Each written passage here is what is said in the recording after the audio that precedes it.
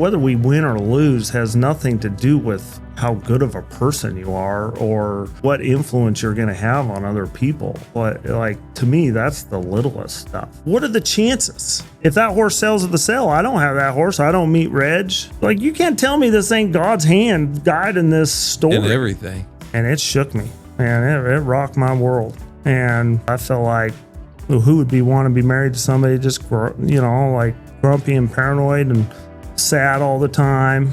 It got to where I didn't know what to do. Felt like my whole life is a proven testimony that how many ups and downs and crazy things, like we barely covered half of it. Yeah, I was about to say. And God's been right there Every the time. middle of it every stinking time.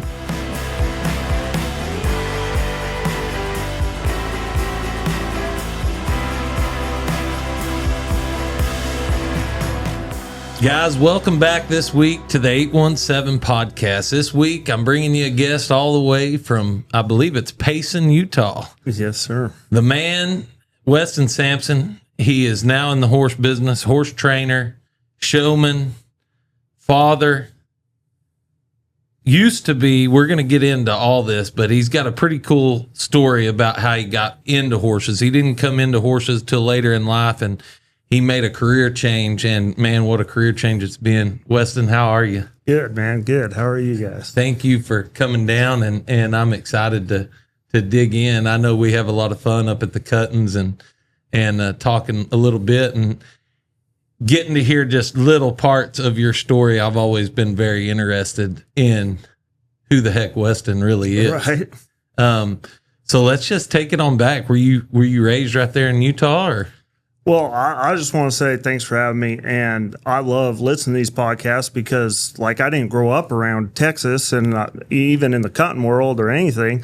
And so I get to know each of these people that now I spend a month with, or 3 months with at a time. And you just don't get to know people that well. And you actually feel like you know them pretty good at the end of the podcast. So get them to open up. It's been good listening to them. Well, I've got a few of our mutual friends that told me to really dig on you, open you up. Well, we got plenty of stories. That's awesome. Plenty of stories. So Utah, you always been right there in Utah? Yeah, I was born and raised there in Utah. Family, 8 kids, 5 brothers, 3 girls. Big family. Yeah, and I'm the runt of the brothers. I'm right in the middle. You're the runt? Yeah, they're all big. Bigger than you? Yeah, bigger than me. I don't know if y'all can tell. Even I know the I've little slimmed ones. down a lot, and I've been working on my figure, but this is one large human sitting across from me. Well, like I said, I'm the runt of my family. They're all big boys. Even the little brothers outweigh me and out taller. Really? Yeah. Yeah. We're kind of a football family. My dad was a football coach, high school football coach, grew up doing that. So we just eat, drink, slept, sports. All 5 of us played college football to some degree. Yeah. Division I, most of them, and then I played junior college for a couple of years. So you were the runt. Yeah, I was the runt. So what was it like growing up with brothers that competitive and obviously good if they're playing D1 ball? Right. Well, and with the sport world nowadays, everybody's like, "Wow, you guys must have played in all these camps and done all this special programs and the accelerated leagues." So I'm like, no, we played football in our backyard and across the street in the park just every day. We didn't do anything out of the ordinary. It was just fun. Yeah, we just did it, and it was fun. And we'd go up to the high school football practices, and we probably made forts out of the dummies more than we played football, and right. just had a good time. But what we knew is that it was the funnest thing we've ever done. Absolutely. It was just like, loved it, and it was fun. And that's what you and all your buddies got together. Right, yeah, right. And that's what, when it got hard in high school, when you have to wake up at 5 a.m. and weight training, and then you go to practice, and then you're going to do another weight training or after practice sprints, like that's what pushed you through the times when everybody else was dropping off hating it. You're like, that's what made you different. Yeah, you're just like, well, I love this, there's everything to it. So it kind of pushed you past what everybody else had. It beat the classroom. Yeah. Were you much of a scholar? No, but my dad, we had to have straight A grades. Yes, sir. And B, but it was hard, and I wasn't very good at it, but I was really good at getting teachers to like me. Understandable. Like I might not know what 2 + 2 is, but I can tell you that teacher, she loved me to death, and I was going to give you a little grace. Yeah, I feel bad. I'm probably throwing a lot of teachers under the bus right now. Well, it's okay because I had a few get me through too. Yeah. But I think that's part of life too. Like if you don't know something, you got to figure out a way to get through it. Yes, sir. Absolutely. So through high school, did a little college football. Yeah. Were horses any a part of your life then, or?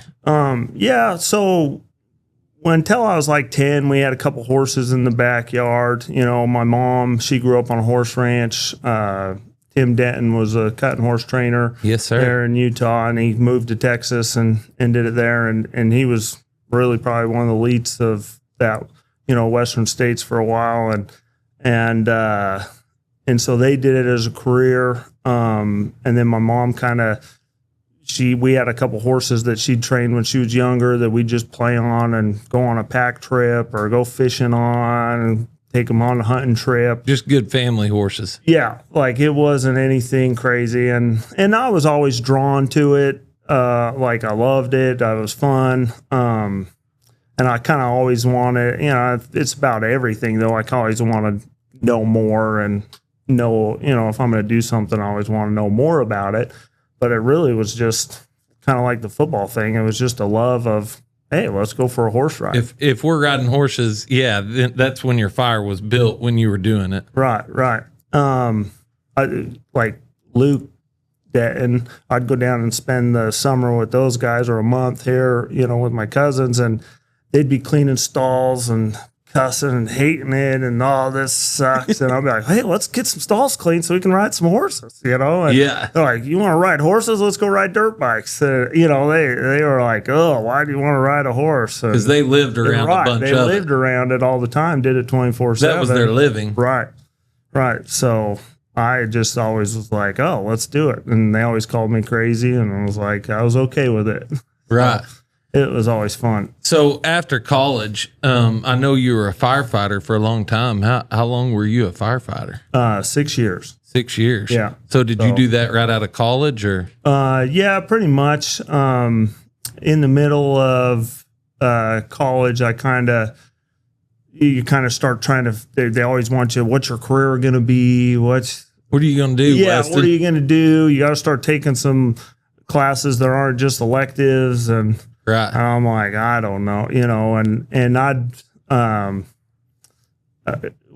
to pay for college, I got working. One of my first jobs out of high school was for Sundance horse stables. Okay. So trail guides, just kind of riding, and there's the most beautiful place to ever to be a trail guide, the Stewart Falls, like just a gorgeous, 2-3 hour trail ride. Where is that at tours exactly? At the Sundance Resort of Provo Canyon. Okay. So Robert Redford's place that he created there. Yes. So, lots of films and stuff shot up through there. Yeah. Gorgeous.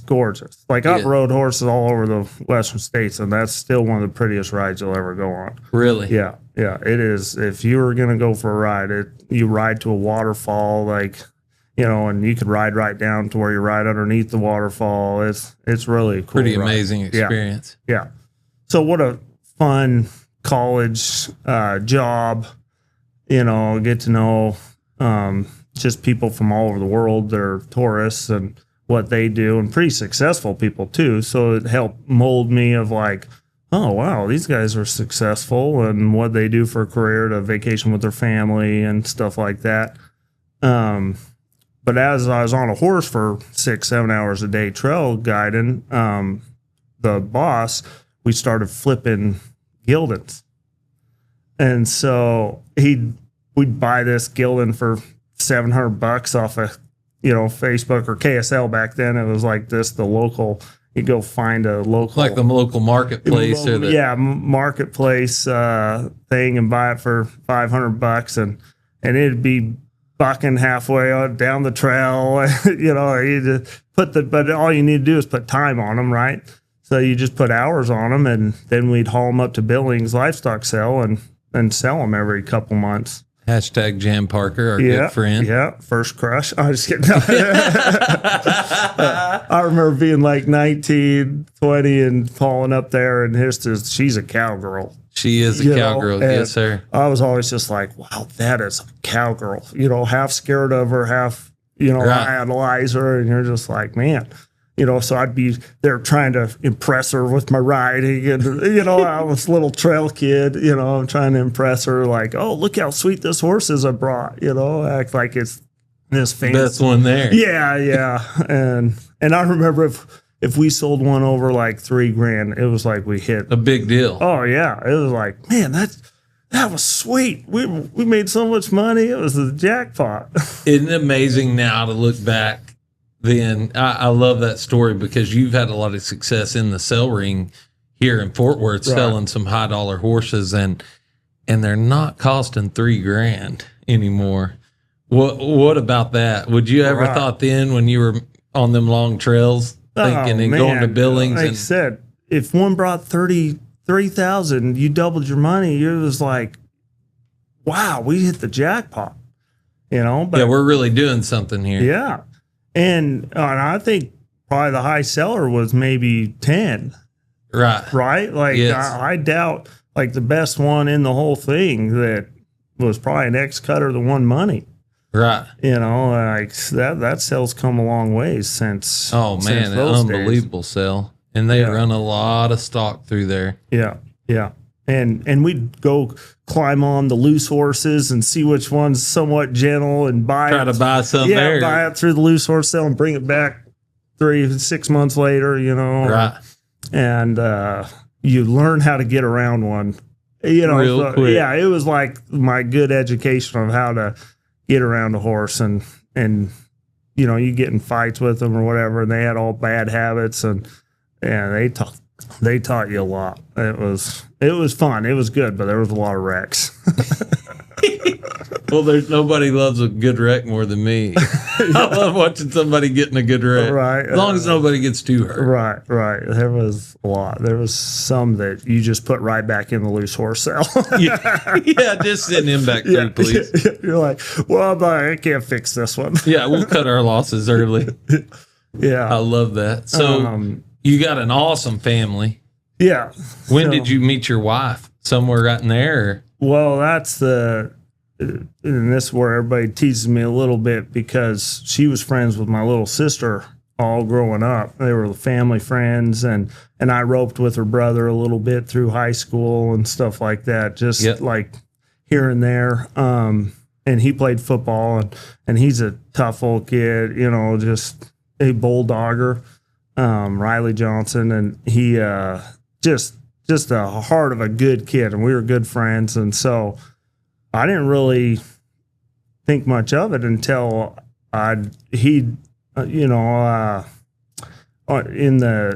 Latter-day Saints, we serve a 2-year mission, for the church. And he was just leaving on the mission, and I came home to say goodbye to him, and wish him well.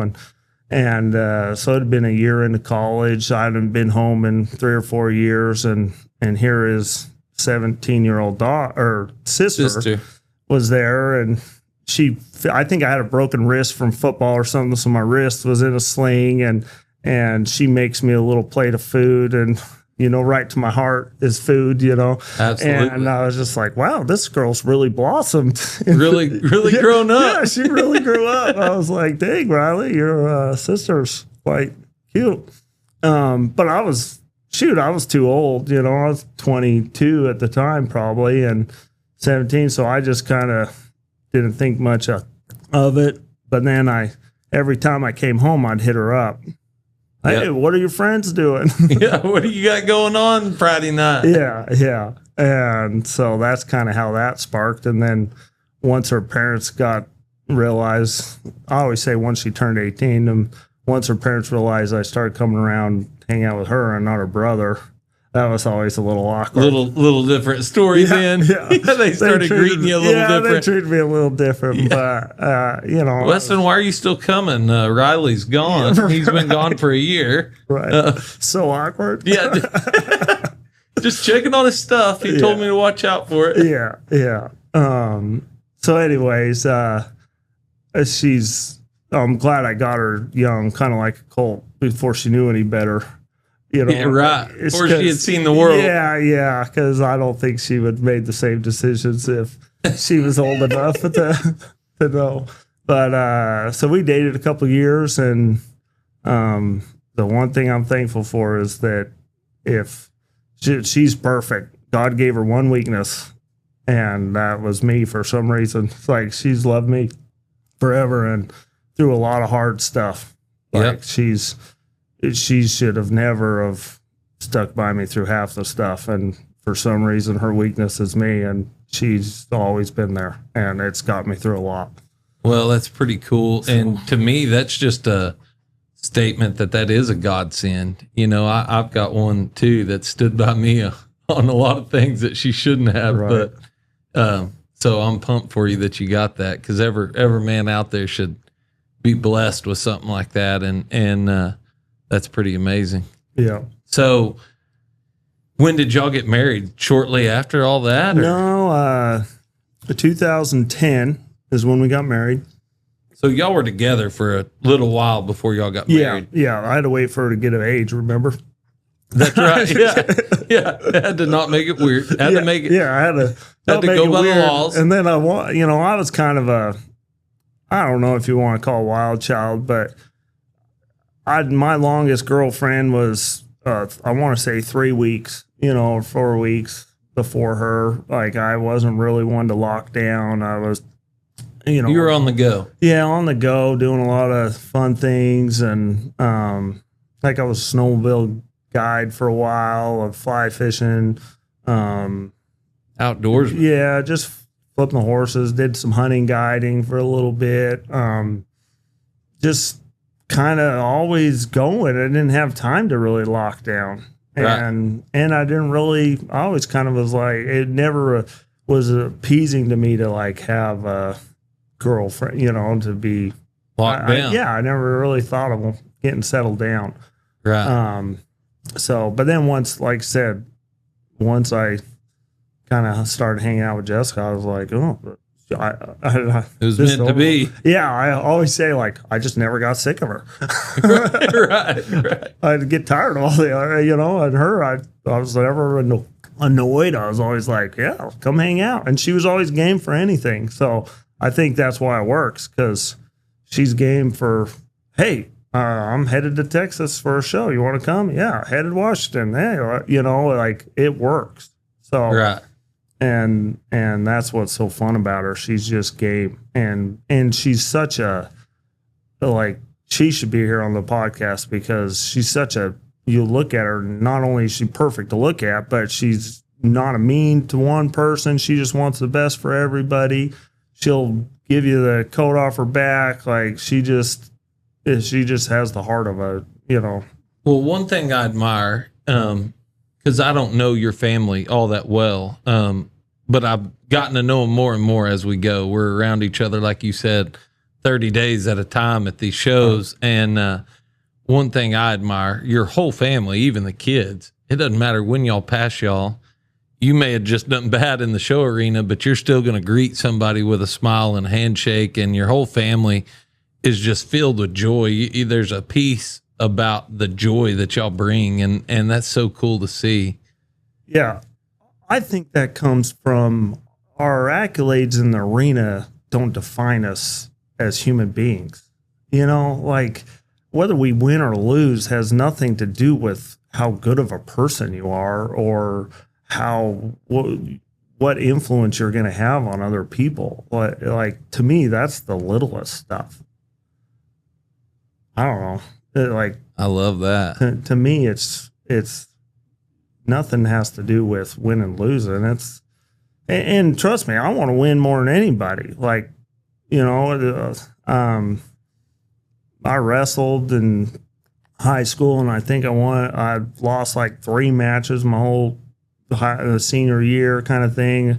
The junior college football thing, we played for 2 national championships. We only lost 2 games, and both the national championship game. But like winning is I love winning, and I love the process of winning. I love all about everything about winning, but it shouldn't define who you are. Right. You really dig down and love the journey. Yeah. And like I said, if it defines who you are when you lose, that's when you get destroyed. Absolutely. Like losing's just part of winning. Like that's just a learning process. Yeah, it's part of winning. You can't win without losing. And so if you really define yourself by if you win or lose, like you're not going to make it very far. You'll destroy yourself. Well, and to what you said right there, it doesn't define who you are. I love that matters more, because it is refreshing, because like you said, we all love to win. Winning is fun. Losing sucks. But at the same time, everybody's going to lose at some point. And the difference you can make in that one passing of somebody right there, to me, is huge. I mean, just the way some little kid looks at you, just the way your kids look at you, when it doesn't go, because we all put a lot into this horse training and showing, and oh man, it's long hours. Our family is right there with us doing it.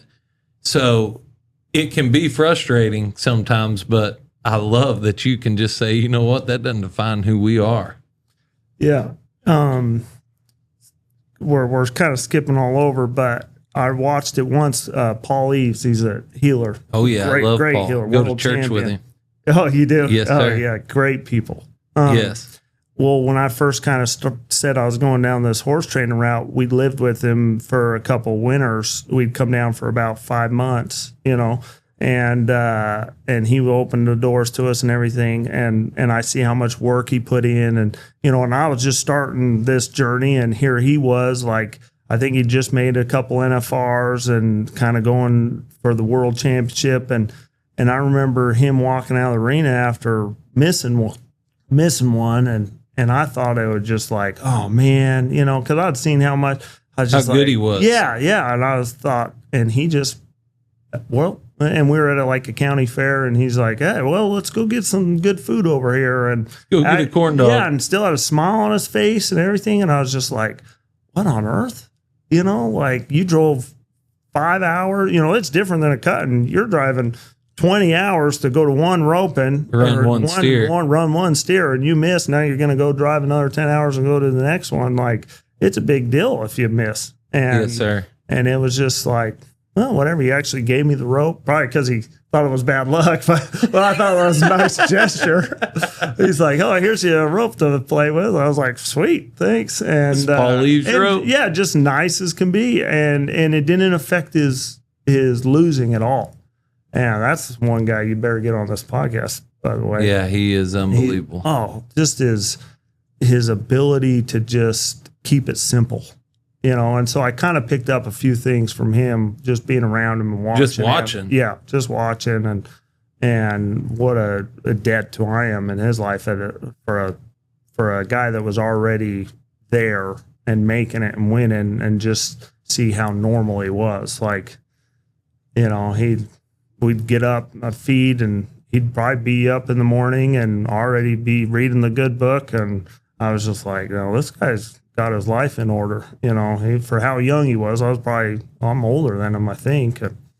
And I was just like, man, he's really taught me a lot living, and just being around somebody that successful in it. Yes, sir. Absolutely. Well, and I don't know him great, but I know, obviously, I grew up rodeoing, so he was always kind of an idol and a hero, if you would say. But I'm great friends with a lot of his great friends, and I've never heard one negative thing about Paul Eves, and he is, and just like seeing him, running into him at church and his kids and family. I mean, you can see God working through them daily, every time you see him. Right. So that's pretty cool that he touched your life. Oh yeah, yeah. He helped us in a weird, dark time. Like, I don't think he knew the struggle we were probably even going through. And he was just, sure, whatever. Bring your whole family. I had 2 little kids, and we lived in, a little 4-horse trailer in this backyard that it wasn't even a living quarters. It was one I turned into a living quarters. I handmade I put up some wood siding and we lived in that for 6 months in the winter because it was snowing in Utah and I didn't have an indoor barn. So I was like, well, I might as well go to Texas and see how the best do it, and be around that. And my Uncle Tim was down here. And so I'd run over and ride cutters in the morning with him. And then Paul would be roping, in the afternoons, and we'd kind of rope and learn how to train a rope. What about Tim? Where was he at when y'all come down here? He moved to a couple different places. He was at S&S with Roy Carter. Yeah. My first experience in Texas was SS and Roy Carter. And I'll tell you, I was, how do you not fall in love with Texas? Yeah, especially meeting one of the Carters, especially Roy. Like, you're like, wow, they're a guy at every ranch like this, he is the true deal. And I was just and such a good guy and nice to us. And so I came down and we stayed a couple weeks and gathered cows and, and S&S to me was like, holy cow, what a sweet ranch and horses galore, stuff you hadn't really seen before. A big operation. Yeah. And it fed the fuel, it fueled the fire. I was like, yeah, let's do this. This is sweet. So let's back up just a little bit. I know, Speaking of fire. So you were a firefighter for a long time, which to me is a true hero. I mean, you firefighter, you can elaborate on it more, but I mean, when somebody calls and the house is on fire, you're the people that go in. I mean, to save whoever's in there or whatever's in there. Yeah, whatever the call is. So I got into firefighting because a couple of guys I roped with a little bit were firefighters.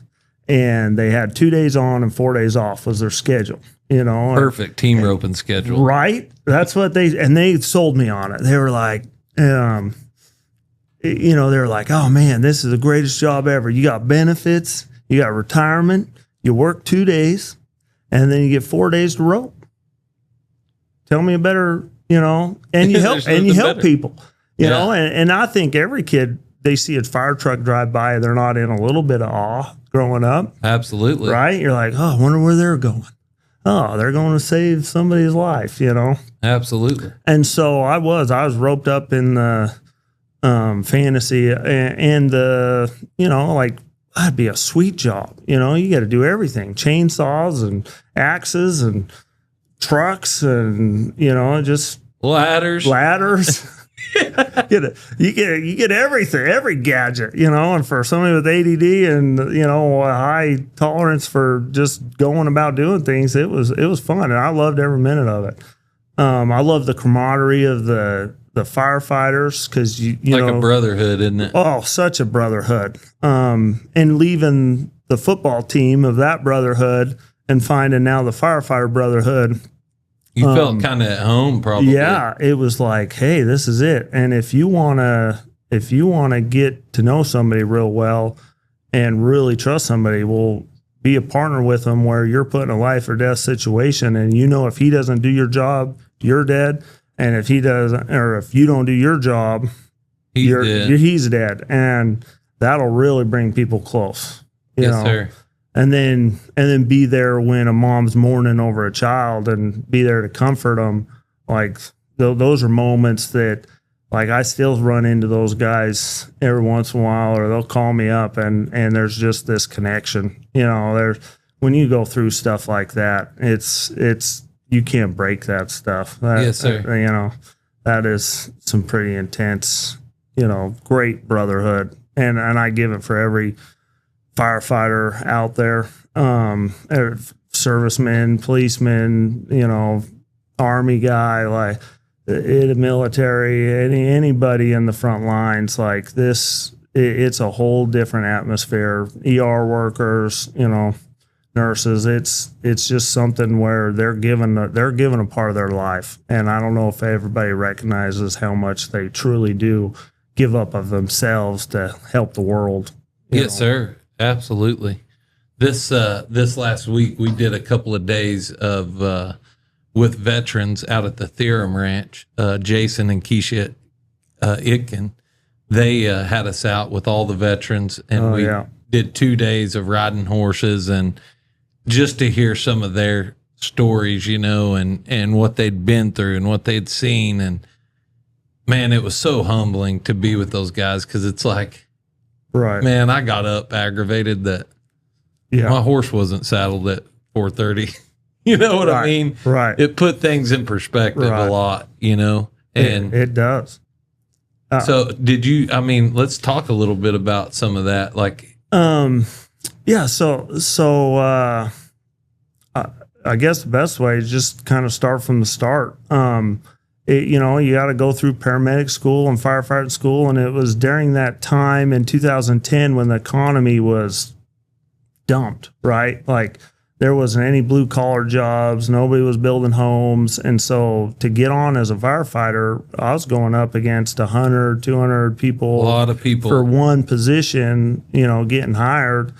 And so it was like kind of discouraging that here you go through all this school and you've got 100, 200 people. I know the Vegas one, it was like 600 people for 10 spots, you know, and you're trying out all these tests. You go test, and which I'm sure aren't easy. No, because who do you want saving you?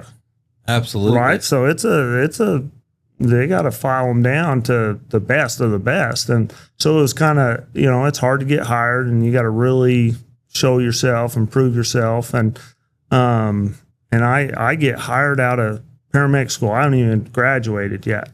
And it's like, what on earth were they thinking? You know, I was just testing to get used to it, to be able to get a career. And they hired me out of the middle of school. I haven't even graduated. And was this right there somewhere in Utah? Provo City. Okay. So second biggest city in Utah, you know, and a great department. And so here I go. I start my career, and it's just one of those things like it shouldn't have happened. You know, like for some reason, God made it to where I was supposed to be a firefighter at Provo City, you know, and I've questioned that a few times because I'm not a firefighter at Provo City anymore. So that kind of goes, we'll touch more on that a little later. But, you know, for some reason, that was what was supposed to happen. And because there was plenty of other great qualified guys to do it. And we get hired. And I eat it up. I love every minute of it. I want to, after the first year, your probation year, you're kind of that rookie, and they harass you and haze you and tease you. And I loved every minute of it. I've been around that with football, so it didn't bother me at all. And I was gung ho, and I loved being in the trenches. And I remember my first fire was a dumpster fire. And I was all jacked up and ran out and put it out. It was like 4th of July,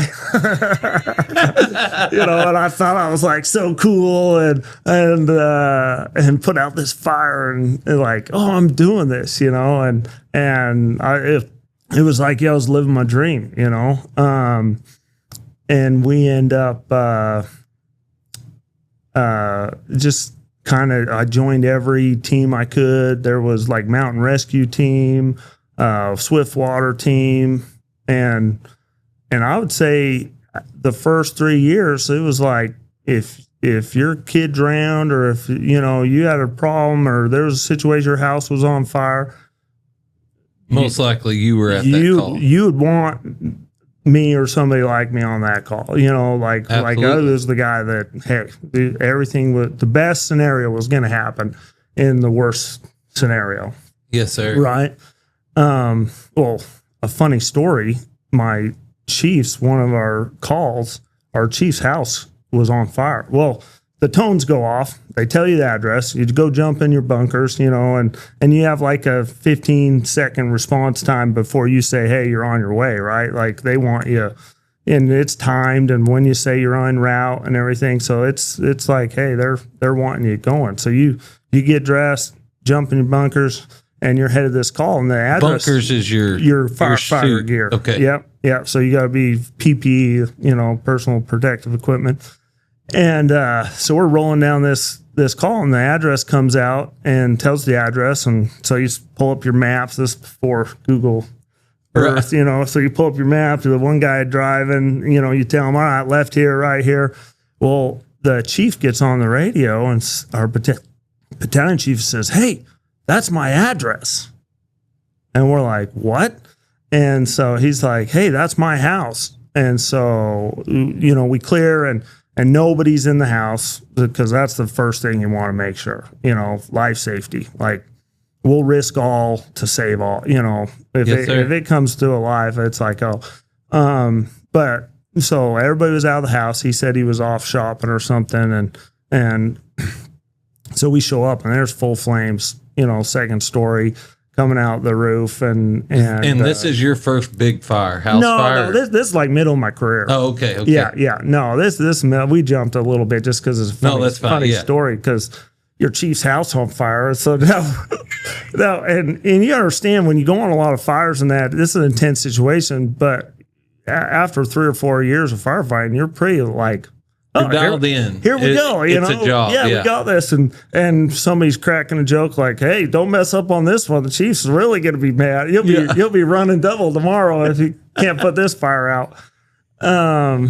And so we go in, and we're first in, and we start spraying, and man, this thing's in the roof, and we can't get this fire out. It is like so tough. And I go through, these air bottles are like 30-minute air bottles, but if you're huffing and working hard, you'll go through one in 15 minutes, and you'll have to switch it out. And I've been through, we went through probably 3 air bottles, and by policy, you're not supposed to go in after you've sucked 2 air bottles down. You're supposed to give yourself a break. But I'm on like my 4th bottle, and we're still in this house, and it's just like, oh my gosh, I'm just like exhausted. And you're supposed to save anything you think is like high priority, like computers or pictures, and there's this elk head on the middle of his mantle. No, you didn't. And this big old elk head. And no, I'm like, I'm going to save that, because you don't want to. Absolutely. Yeah. In Utah, you only get to draw one of those once in a lifetime. So that's like, you're not going to replace that thing if it got burnt. And so I go and I pick up this elk head off the wall, and it kind of like wraps around me, big old horns. Huge. Yeah. And I'm coming, and I'm like trying to fit through the doors, and I can't get out the door. I'm trying to get out. And finally I've like turned sideways and come out, and everybody was laughing so hard, because they were like, what are you doing? I was like, hey, this elk head, I'm saving it. I don't want it to burn. Outdoorsman got the elk head. Yeah. So, and he was always thankful. He's like, because it burned. That house burned. Like, he was pretty much complete loss. But I saved the elk head, and everybody always laughed at that. That was a funny story. We got a little sidetracked. No, listen. So I do have a funny firefighter story that we all like to call the Grant Setnica story of you in your firefighters. Would you like to tell that one, or no? Or do we need to leave that one for the? Well, it matters how much you want me to blush. And this is, well, hold on. Man's going to need a drink for this one. This is a little embarrassing. Is your arena a little out of whack? Well, hit my man up, Nick Johnson, down at Skid Marks. He specializes in fixing up arenas, whether it's your base, sand, or if you're just looking for a re-level. He's got state-of-the-art equipment and focuses on the perfect job and footing for our equine athletes. So give Nick a call over at Skid Mark. And it's also, my firefighter friends haven't heard a lot of this, because I was so embarrassed about it. So like my own crew, they were going to call me after this and be like, are you kidding me? Because I kept it a secret. I didn't tell anybody, because I broke a few protocols doing it. But like I said, we get these calls at 3, 4 in the morning, and we get a call. And it's go time. Yeah, it wakes you up out of bed, and like I said, you got to be en route. And when it says, hey, flames, smoke, especially at night, because people are sleeping, so you're like. So let's just break it down. The phone call comes in, you're asleep. Yeah. How many minutes till you're on the truck and pulling out the door? I would say it's probably 2 minutes by the time you're dressed and out the door. Yeah. Our response times, I want to say, were 10 to 15 minutes by the time you showed up to the scene. Wow. Like it was, Pretty impressive. yeah, pretty quick for you to My get a wife call, couldn't have get been there. a firefighter. Well, we didn't have to do our hair. Okay, yeah. Nice. There's that joke. Good save. There's the joke of you could either have a pretty wife or a late one, or an ugly wife or a late Yes, wife. ugly one or a late Yeah, one? you can either have an ugly one or a late one. You choose. Yeah, I like that one. I like that a lot. We're late everywhere. Yes, sir. I understand. So anyway, you're laying in bed, the tones go off, the lights turn on, and you feel like you just, those dreams where you fell off the cliff and, you're like, boom. Yeah, so And adrenaline just hits your you. adrenaline, you go from 0 to 60 and you go get dressed, head to this fire. And I don't know if anybody's ever, like, when your adrenaline's going, sometimes it makes you have to go to the bathroom. Absolutely. So we're flying to this fire, and you can see the the kind of the smoke and flames, and your adrenaline's going, and I'm like, man, I'm feeling Hitting like you. I have to go to the bathroom. I ate something the night before or something, and I'm like, man, I gotta, and I feel it before we even go into the house, which is bad. And so I'm sitting here like trying to think like, okay, what am I going to do? I'm like, okay, you're all right. Just think about something else. Mental toughness. Yeah. And, And it's not, I'm not going to pee. I got to like number two. You got to go to the bathroom. Yeah. I got to go to the bathroom. And we're first up. So we pull the hose, and it's a second story. We pull the hose all the way through the house. And this hose, this isn't easy pulling. Like you're using Fire hose. Yeah, you're Yes, using sir. all your strength. So every time I go to pull that hose, I have to clench my butt cheeks at the same time. And I'm just humping this hose. And, oh my gosh, I'm about I'm pulling it through the house. And I'm like, I am, and we get, it's funny because you go upstairs and that's when you run into the smoke level. And so then you couldn't see anything. And so you just go cleared the house. Yeah, so you're going in you just keep going until you kind of feel heat, right? Because you can't see the fire. So you're just going and you're kind of feeling the wall and knowing where you're just trying to figure out where you're at. And they finally found the heat, or my partner that was in front of me found the heat. And the other person was supposed to search, just search beds and make sure everybody's out and awake. And so as I'm searching, I'm like, oh my gosh, I'm done. Like I'm gonna poop my pants, and they're gonna tease me forever, and I'm never gonna live this down. And so as I make sure nobody's in there, I'm going and I find this side bathroom, and I'm like, oh, finally. And so I feel around and find the toilet, and you can't pull your mask off because you can't see anything because of the smoke and you can't breathe. And you got this bunker gear that, it's a coat and then a bunker gear of coveralls that are strapped overalls over your top. So you pretty much have to take your coat off, take the onesie. off. Yeah, so I got the onesie, taking the coat off, taking that, dropping my bunker gear down. And so here I am. While still keeping your mask on. Yeah, while still keeping my mask on, and you only got like a 4-foot airline. And I go to the bathroom, and I couldn't believe how it was the most peaceful. I was just like, oh, I'm so thankful. And they're calling me on the radio, like, hey, how's the search going?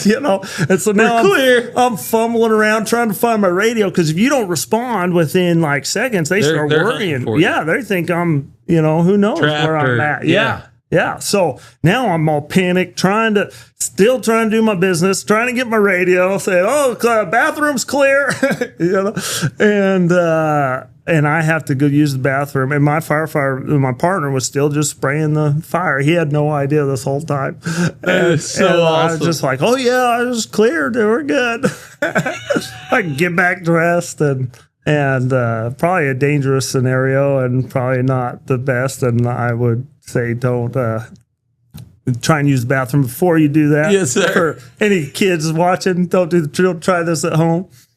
But Grant Setnick is gonna love this that we told man. that story on here. How good of a guy is he? He's been so good to me. They I'll tell a don't good come story much for him. better. Yeah, he's been so good to me. So yeah, there's tons of stories. Like we did rescue a cat out of a tree once, like just funny stories like that. Any real meaningful rescues that you remember off the top of your head that really set? Yeah, there was I don't know if you can really put one above another, because I feel like you go through, and even if it's just helping, you go through the house, you go on this call, and let's say it's an elderly gentleman that, like older people, a call you'll go on at 2 a.m, 3 a.m all the time is they've fallen off the toilet, hit their head, bleeding, and because they're going to the bathroom, and it's called a vagal maneuver. When they're pushing, their blood pressure drops and they pass out, right? And you'll walk past and you'll see war medals along the wall, and you see like these guys' life, and As you're walking through you're walking through their house to go help them. And here they are passed out. They are bleeding and they're cut usually somewhere. And they're in the bathroom, and you help them up, and they're so embarrassed, and they're so like, oh guys, no, and you're just like, man, this is the least I can do for the devotion you've given to life. Like you can tell they were a man, Yes, sir. fought for their country, raised a family, did everything. And now they're just at this helpless state that, you're just like more than happy to clean them up and bring them back to bed, and lay them next to their companion, their wife. But you can see that they're just like heartbroken, and they just get at you, because you're just like, I hope they know like how much we really truly love helping them. And, it's something as simple as cleaning you up and putting you back in bed. But those calls always kind of stuck out to me, that it was just like maybe the more simple ones, but boy, they were eye opening. Yeah, I just loved helping people in their time of need, and a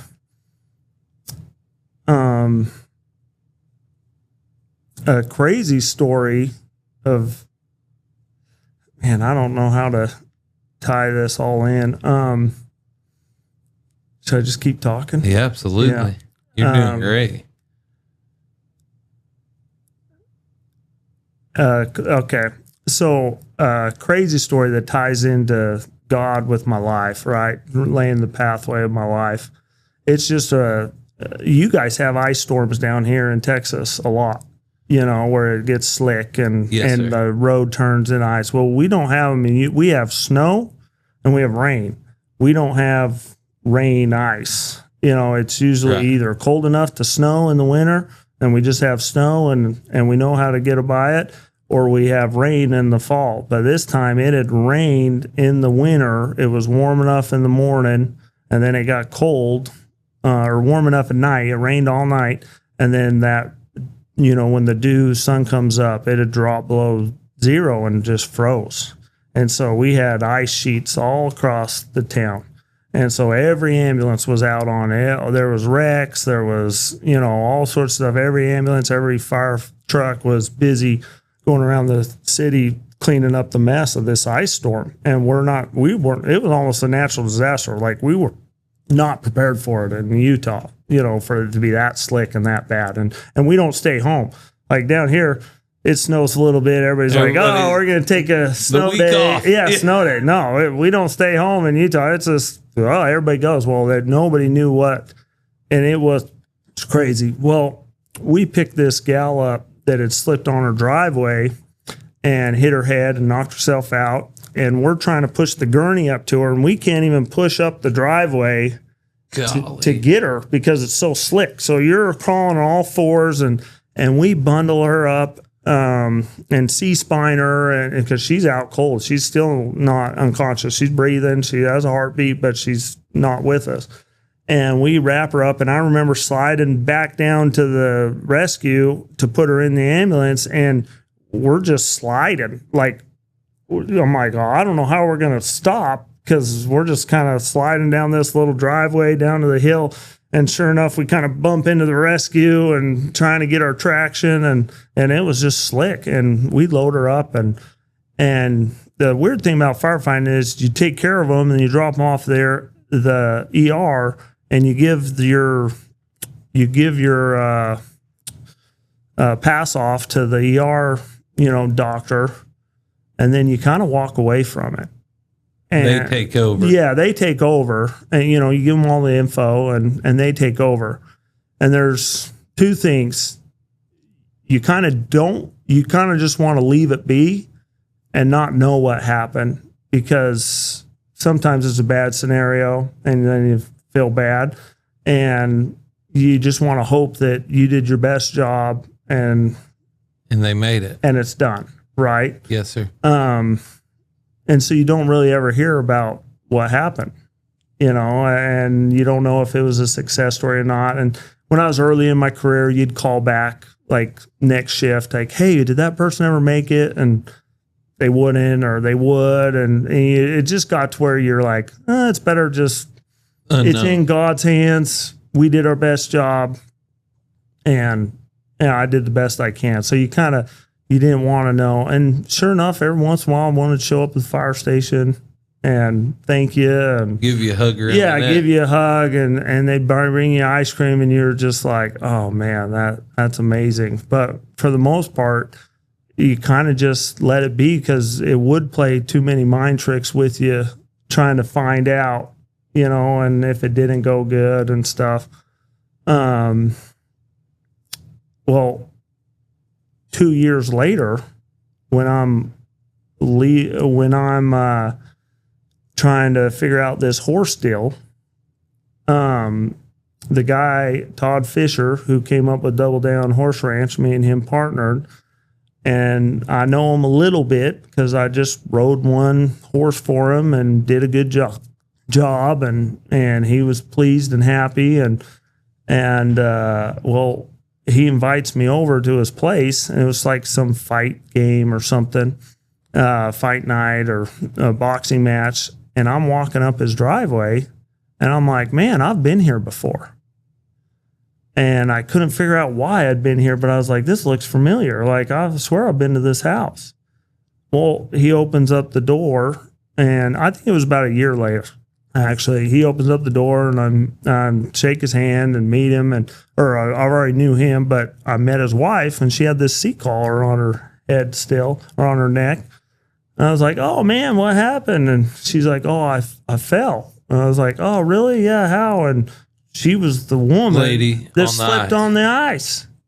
And I was like, what on earth? Like, what a small world. I was the one that packaged you up and took you to the hospital and everything. And I felt like, for some reason, like, what a crazy connection.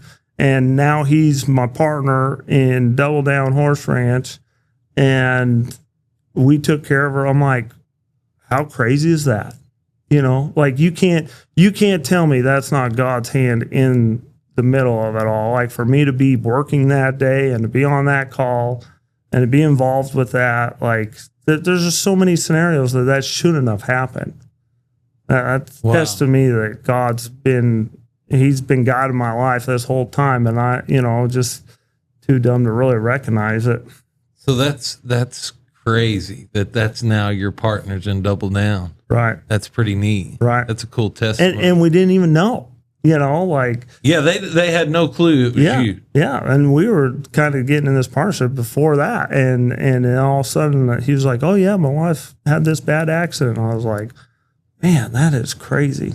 Kind of weird seeing that house. And you were like, man, I've been here before. Yeah, I was like, man, this seems familiar, and I couldn't place it till she told me she fell, and I was like, oh my goodness, I was a firefighter that was here, and took you to the hospital. I skated you down this driveway.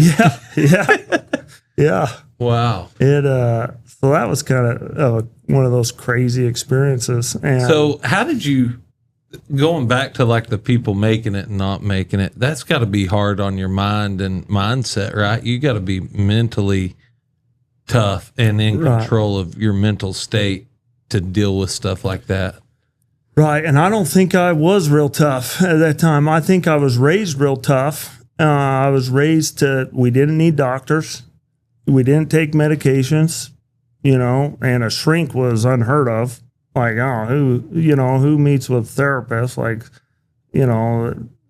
and it was like, you just be tough enough to take care of yourself. And, and when we got hurt on the football field, it was like, you don't even let coach know you're even hurting because you don't want to miss a play.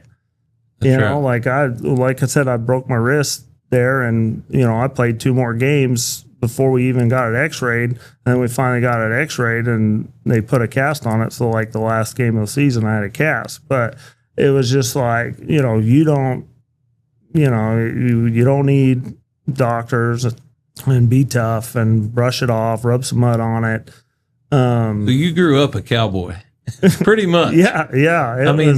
To me, that's like West Texas. That's how we were raised, is rub a little dirt on it and let's go. Suck it up, buttercup. The last time my mom was at a doctor was when she had her last kid.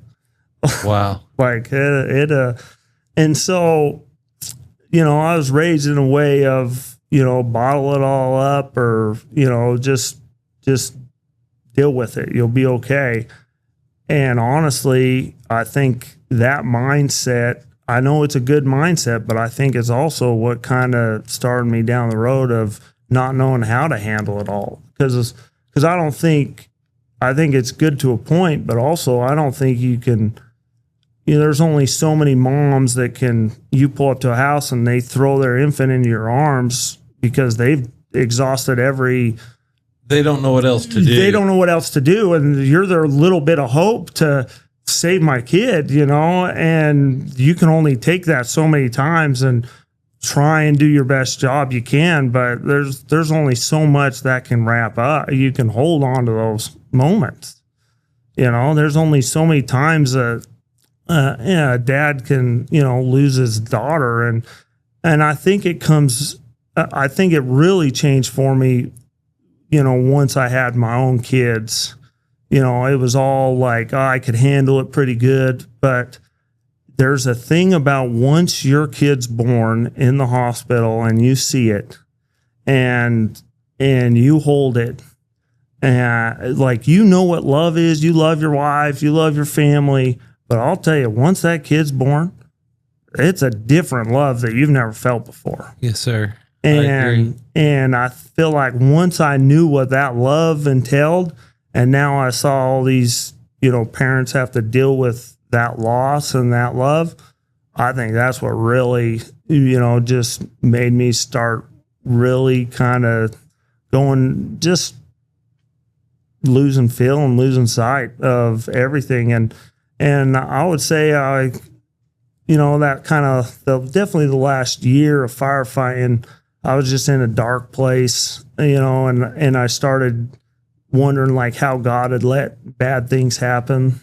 You started questioning. Yeah, if you truly love your spirit children, your kids, like you're our Father in heaven. If you truly loved us, why would you step in and let them go through that heartache and harm and sadness? And so I think it really made me dig deep and start questioning and like, what are we doing? And then things quit becoming fun. Like I used to hunt a lot, and then I kind of went hunting one season and gutting up the deer and all the blood. You just start thinking about, that time I picked up that lady from the train tracks and I had to put her, kidney here, and we had to grab her, put her head over here and, put her in the bag and clean her up. And you're just like, maybe taking life isn't that much fun, and it just kind of really ate at me to where now I'm not hunting. Now I'm not westing anymore. I'm not going and doing the fun things I did because, we went on that snowmobile wreck where the guy's wife broke his neck, and that's not worth it. Why snowmobile? And, we went on that boating accident where the, kid got CO2 poisoning and, passed out and drowned. Like, let's not go boating anymore. You know, like your life can get real dark real quick if you start thinking about these different, you know, calls and seeing that, hey, this is real life stuff that happens to people all the time. And it shook me, man. It rocked my world. And this is where I got to give it to Jessica, because I felt like, well, who would want to be married to somebody just, you know, like grumpy and paranoid and sad all the time? You know, it got to where I didn't know what to do. And I didn't want to, you know, I was always no on, you know, drugs and stuff. And I made some mistakes drinking and things like that, having fun with the boys, but I didn't want to go down that route of trying to escape that way, you know? And once I realized, like, I'm just trapped in this world of, in a dark place of, yeah, I'm just going on these calls all the time, and then coming home and the 4 days off, the whole time you think about, well, what's the next call? You know, what's the next bad thing what's I'm next go week on? gonna bring? Yeah, so I wouldn't sleep for 3 days, 4 days. You know, it was just like you'd try and stay as busy as you can, so you didn't have any thoughts come into your mind. And I didn't know what was going on with me. Like I said, I've never dealt with anything like this. I've never been around with anybody like this. And I remember I asked my captain, I'm like, man, dude, I'm really struggling. Like, you know, that kid, that mom rolled over, you know, it was this new mom, you know, or she had 4 or 5 kids, and she was just tired and breastfeeding and fell asleep and rolled over and smothered her baby, you know, like, and we've all been with a mom that, you know, you've helped your wife out, and how tired are they that first week of having a baby? They're exhausted. They just went through pregnancy, the labor. Now they're taking care of a baby. They're up every 2 hours feeding it. Like, you don't blame her one bit for something like that. Absolutely. Like, that could happen to anybody. And, you know, but you're basically dealing with their heartache and loss as well. Right. So you're just like, man, why that? Like, this is a perfectly good mom just trying to do her best.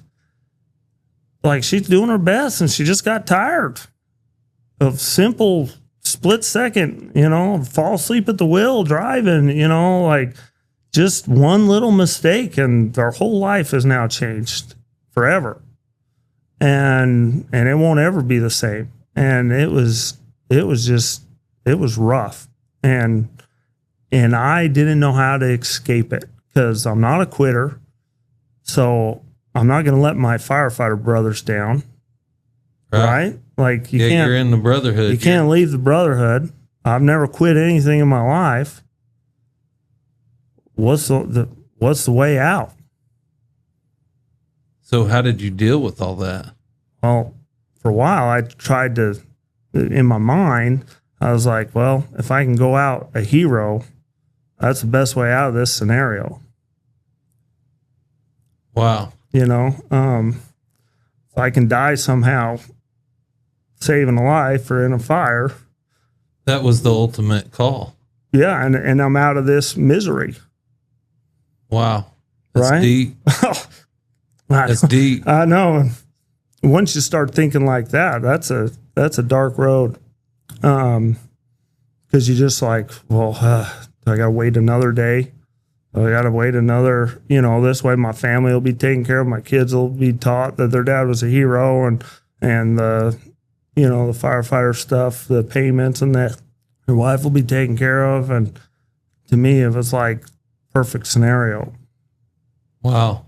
I know. So you were in a dark place. Yeah. Yeah. So before that, were you raised a Christian, or, I mean, yeah. So you knew the Lord and So I was member of the Church of Jesus Christ of Latter-day Saints. Yes, sir. You know, the people nicknamed Mormon, you know, kind of thing, the Utah religion there, and very religious family. And I had a testimony. I knew God lived, and He'd been part of my life. I dedicated 2 years of my life. I went up to Seattle. I was a missionary. Mission. Yeah, I knocked on doors and tried to tell people about Christ, and and try to tell them that, hey, if you want to find joy and peace, and like this is the way to do it, and pray and ask for forgiveness and help, and I think that's what really kind of hurt me a little bit, is I was just like, where are you in this? Where is the light in all this sadness? And so that got you to questioning Right. everything, basically your faith, really. Right. Yeah. I would say I definitely questioned it. And, and once again, so here I am, almost mad at God and wondering what's going on. Well, I hadn't slept for 3 or 4 days, and I go into a doctor, a random doctor, because I don't have a doctor, right? And I asked for some sleeping pills, because I'm like, dude, I just got to sleep. Like, I can't sleep. I don't want to sleep. I don't want to dream. I don't want to, I don't want to think. I don't want to have a thought cross my mind of something bad. And sure enough, it's this military doctor that served in Afghanistan and now is home and just doing a family practice. Wow. So right here, when I'm questioning God, I show up and ask for help from this guy, and he stamps me with, hey, you got some serious problems, and it's called PTSD, and we're, thankful for your service, but you got to get this taken care of, and he explains it like, your body, your mind, every one of these calls was a marble, and you just keep putting these marbles, and your mind can only fill up so many marbles till it just overflows, and, like you don't know what to do with the next marble. And he's like, that's exactly where you're at. And I was like, oh, well, because I didn't know what it was, and I didn't know what was wrong with me. But then that kind of made sense to you, because you're like, well. Yeah. I was like, well, yeah. And so what are the chances that he's this Army vet doc that has dealt with it, seen all this stuff. Basically, been through the same stuff. Been through it, yeah. And he's like, you need to go see a counselor, and we'll put you on, just a little bit of antidepressant, and, we'll get you through. This is stuff I've seen all the time. He acted like this is stuff we can deal with all the time. So it was the little glimpse of hope, right? That I didn't know there was. That he was saying, hold on now, I can help you. Yeah. Yeah. He's like, yeah, we'll get you sleeping. We'll get you, and he really was like, he was a godsend. And once again, it's just like, what are the chances to me that the first doctor you could have gone to a few different doctors, and I don't know if they would have, and never found that guy. But this is the first doctor I've been to in 5 years, other than a physical for football. Football, right. And yeah. And then at the station, my chief was, they'd talk to me a little bit, because they're like, hey, you're being a little reckless on some of these calls, and, doing things you shouldn't, and so, and we had like, it was when PTSD was kind of just starting to become real aware in the fire industry, and we had a psych hit test come, and I completely failed it. And they were like, well, that's a horrible score, and I'm like, well, I finally passed the test. But was probably a blessing, though, that you failed the test. Yeah. And so they set me up with a counselor, and it was the first time going to the counselor. And I'm not going to lie, like, I was that kid the first probably 3 or 4 meetings. I didn't open up much. I kind of was like, who's this guy? What's he going to tell me? Like, dude, I save babies for a living. Like, come on, you sit here and listen to problems. I had a chip on my shoulder. I was, what you'd call, in the Bible, they call it prideful. And I would say that's exactly what I was. I was prideful through it all. Like, I let the job of, I think I could save everybody get to me, instead of just, well, God, I'll do whatever, you need me to do, I'll try my best, but it's in your hands, where you kind of, I'll bet you that's probably a lot of it is just too prideful in it all, thinking I could make a bad scenario good. And when it didn't happen, I thought it was all on me, And Absolutely. You took all the blame. Yeah. And that's what led you from out of the firefighting world to the horses and down here to Texas. And well, yeah. So to tie this web of God's path all together, why the dark time in my firefighting career, we have a custom 4-bedroom home that Jessica loves. It's just down the street from her parents. The roping arena is behind her parents' house. Like we got this perfect little life. And I come and I say, hey, I want to move you to Sterling, Utah, which is a 1 gas station town in the middle, about an hour and a half south. And I want to, because Tim was still riding there. I was like, I want to learn more about horse training, because I've been messing with it and I want to get better at it. And I want to just go down and I'll ride for Tim and just be down there because I loved that area. I loved going down there as a kid. It was peaceful, 4-wheeling, running around, riding horses. Like it was the joyous times of my life. I was like, geez, that was great times. So I move her down there and we move into this 1-bedroom cabin that has a stove to heat the place, and it gets cold in here. It's a wood burning stove to heat the whole house. That you got to stoke at 3 a.m. to keep it going, or else you'll be real cold at 6 a.m. All right.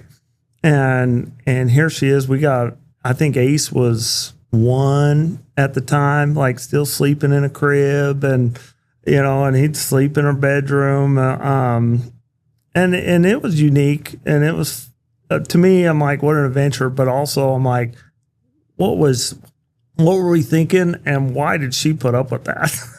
Why did she go with you? Right. Like, and she spent a year down there. In that whole year we rode with Luke and it was good. And I learned a lot. But it was like, I think the whole time she was like, how long is this going to last?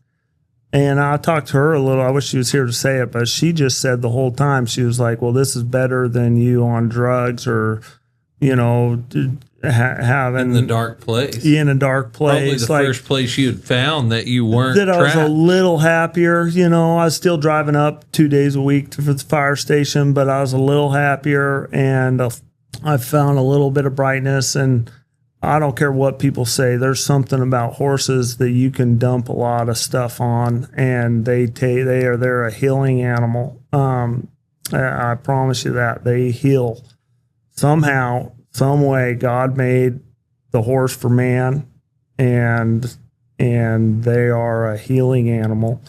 There's a lot to it, and I'm sure there's some degree of scientific evidence somewhere because they can heal. Yes, sir. So I feel like that was good for my mind and the hard work and just staying busy and plenty to do. But at a year, she packed up herself and said, I'm going back to our home in Lehigh where her parents were. She's like, I'm done living down here, and no more wood burning stove. Yeah. She's like, I'm not doing another winter. It was like August or September. It was starting to get cold again, I think. And I was like, all right, I'll come back up. And we did. And one of those counselors brought that up, actually, that I was meeting with. And he's like, well, why do you think you did that? And I was like, well, I don't know, to train horses or whatever to get better. And he's like, it was your mind protecting itself, running back to the safest place it knew. That was to the farm. And I was to the farm and the peacefulness of it. And I was just like, man, that is so interesting that your own mind just self-preserved itself in those situations where you're trying to damage it, or, it's hurt. It knows it's hurting, and it healed tried to heal itself. Because Right. there's no reason why we should have moved down there. It don't Right. make sense. Like nothing financially, everything didn't make sense at all. We left a good, good house, Perfectly good home, yeah. family. Oh yeah, it didn't make sense one bit. And God bless her for following me through it. And that's what she'll say to this day. She'll just be like, "Well, I knew you had a hill or you had to do something to find some peace because you were in such a bad place." And she just kept saying like, "Well, horses is better than drugs.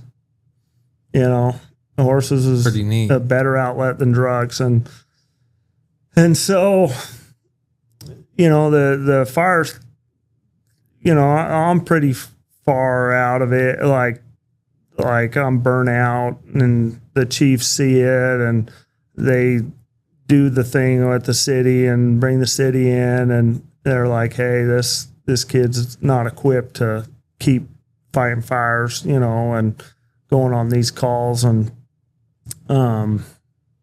they retire me medically, so I get a medical retirement, and that was real hard on my person, like on my dignity, kind of. Like I felt like I Because you had never quit. yeah, anything. and I felt like I let all my firefighters down and my buddies and I felt like a failure. I just felt like here was a challenge that I didn't overcome, and I couldn't accept it, and it hurt. And I think it added to the depression and the sadness, and just like the you felt like a failure,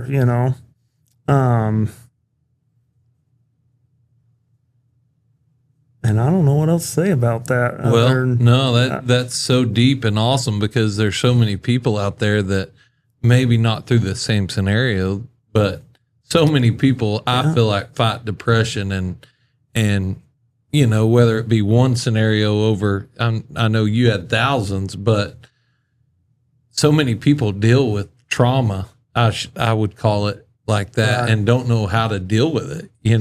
I Right. think it's a big deal in our world. And I was one of them. I didn't know how to deal with it. Like, and I remember when I told my dad, I don't know if we should put this in, but I remember when I told my dad, like, "Hey, I'm struggling and I don't think I can firefight anymore." And all he says, "Oh, you'll get over it." And I was just like, "No, I don't think you realize," like, and I think people that don't have mental history issues, it's hard for them to understand and wrap their mind around it. Like there was times where, you quit eating, and for you to, well, you're hungry, but to eat a banana, it's a chore. You're like, "Oh, I just don't feel like it. I don't feel good." Like when you're depressed and your mind's, it's a task to eat a banana. It's a task to put your shoes on. I remember strapping up my fire boots and almost having a panic attack. Like, okay, here we go. What's this gonna be a trigger for me? And, here you are just tying up shoes as a challenge. Something that you do every day. Yeah. And I can't even lace up my fire boots. Wow. I'd just leave them untied because I couldn't lace them up. Go on the call with them dragging. Wow. Like it was just weird how your mind can play with you like that. And I, I can only attest to what I know and I go through. But like I said, you just think, "Oh, brush it off, cowboy up, get back on the horse." And sadly it is, but it's to such a small degree. You like cowboy up, eat that banana, cowboy up. You gotta close your eyes. You gotta go to sleep. Like cowboy up. You gotta get to work. You gotta wake up. You gotta, sometimes it was even spending time with the kids was hard. It was like, Yes, sir. it was just great. You just felt like pending doom. You just felt like, golly, my chest is just about to explode. And it was just, you're just playing catch in the yard with your kid, which should be a joyful experience. And it's not. It's like Okay, just one more. Okay, good. Catch it. One more. You're just talking your mind through this process that should just be the simplest, Should be relaxing. funnest thing ever. And it's like, okay, one more. Okay, yeah, he's not done yet. Just keep it going. I just had to like mentally push through that. It'd be like running that 10-mile race, one step in front of another, but it was simple things like take the trash out, help out a little bit at the house, Right.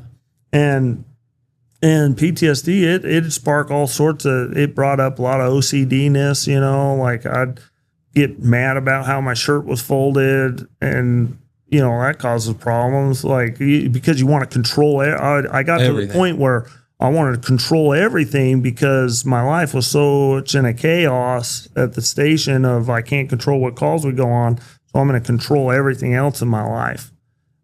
And that's not going to last. No, we're not in control of it. Yeah, we're not in control.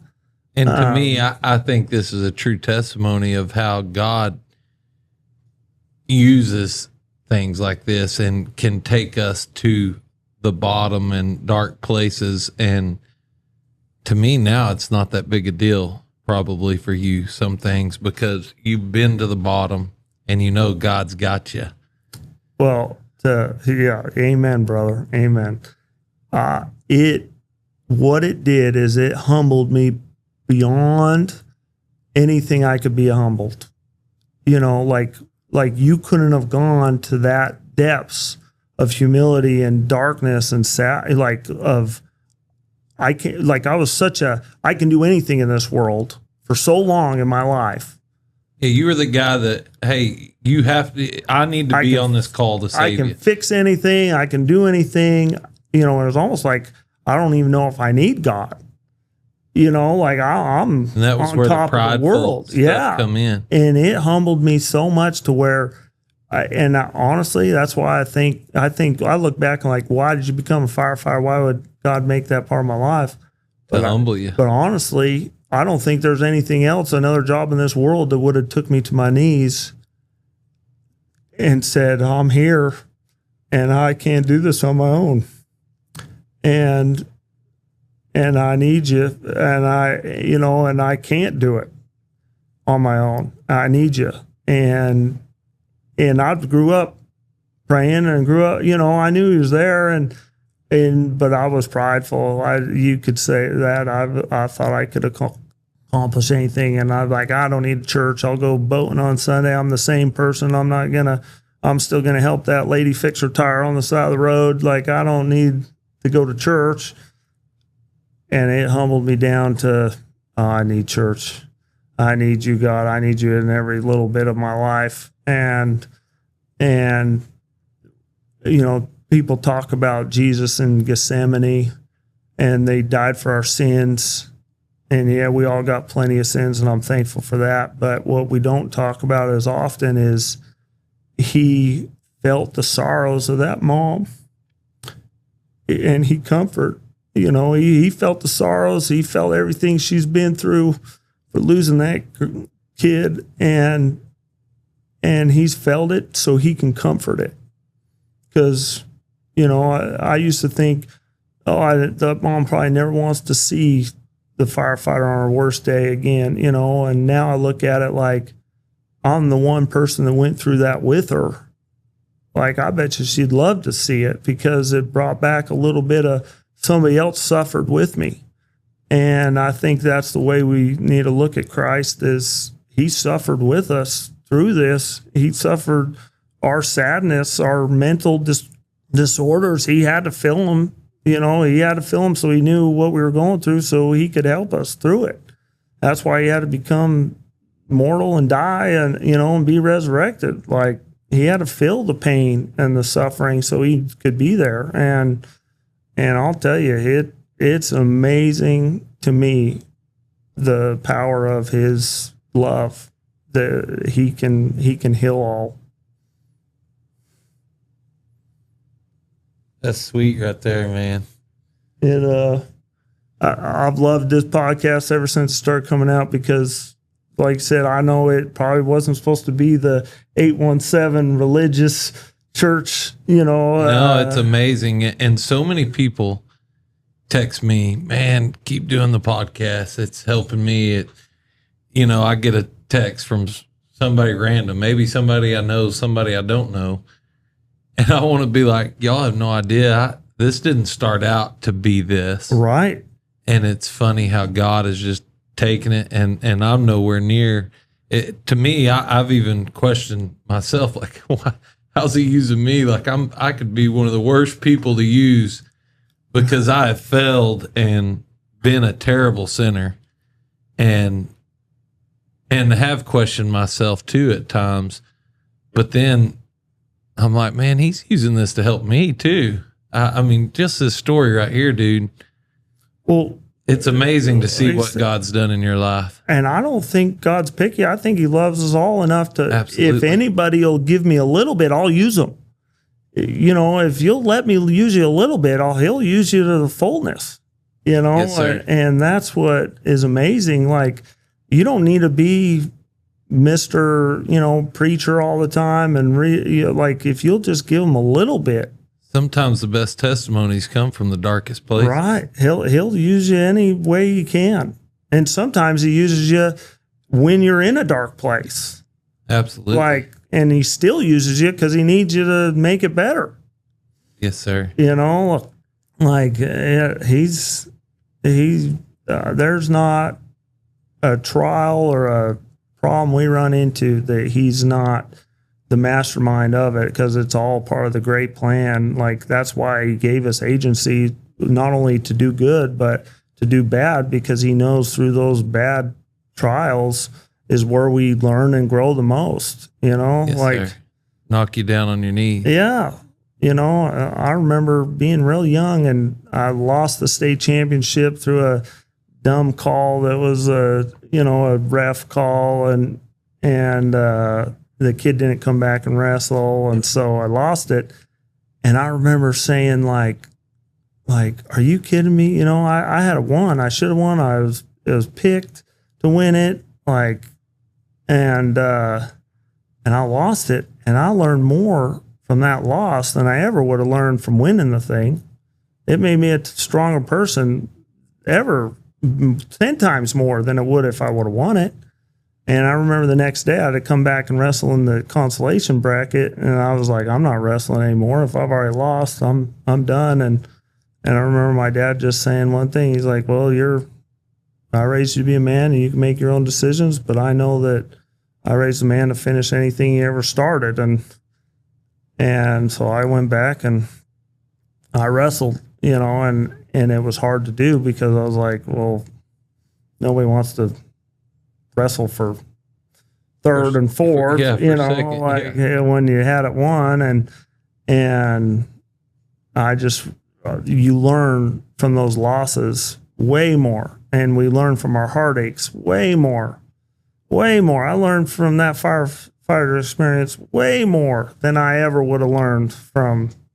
So what would you say now, looking back looking at your life now, and you got this beautiful family, you're doing what you love. Well, like, would I change it and do it different?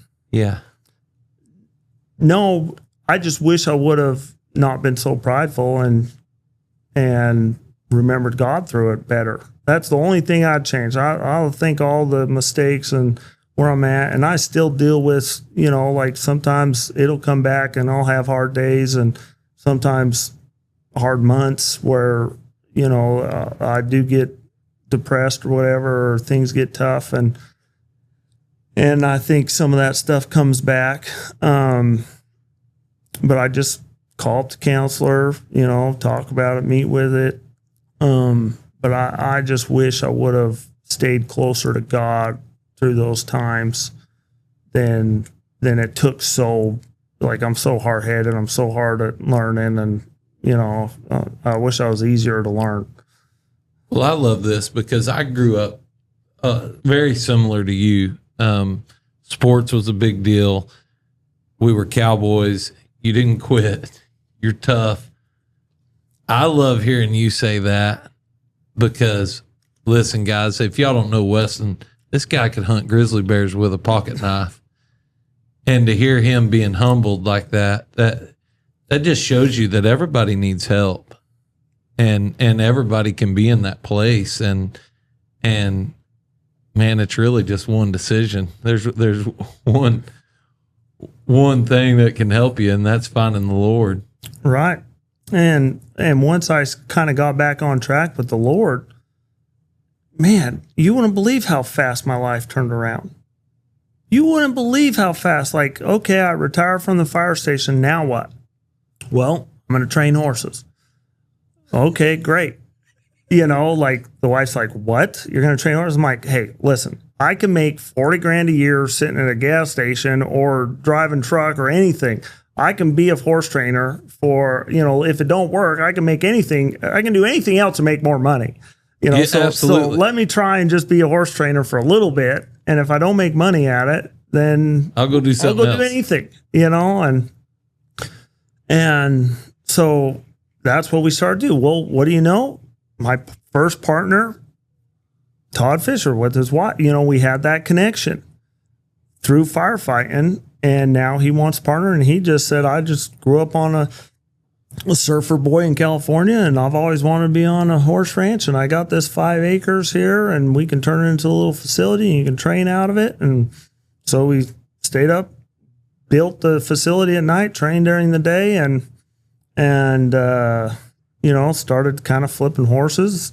And I wanted to get into the cutters because I just looked as a business aspect, where's the most money?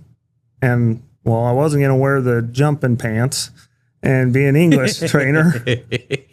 So I'm like, okay, well, the most money probably in the cutting.